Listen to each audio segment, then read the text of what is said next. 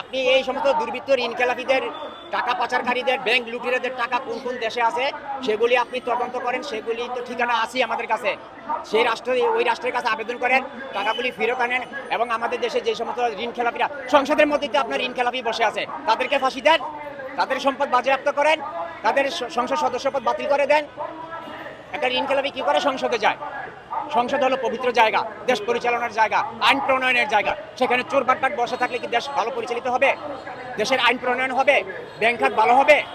Bank খাত আরো দুর্নীতিগ্রস্ত হবে। এই দেশ আরো বিচারহীনতায় চলে যাবে।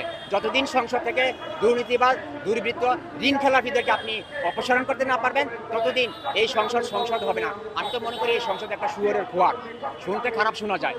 যে সংসদে দুর্নীতিবাজরা বসে থাকে, যে সংসদে দুর্বৃত্তরা, ঋণ খেলাপিরা বসে থাকে, সেই সংসদকে কি আপনি সংসদ বলতে পারেন?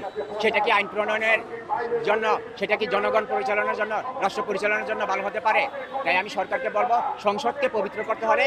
এই সংসদ থেকে ঋণ খেলাপিদের, দুর্নীতিবাজদের অপসারণ করতে হবে, তাদের সদস্যপদ বাতিল করতে হবে। তাইলেই সংসদ তার পবিত্রতা ফিরে পাবে।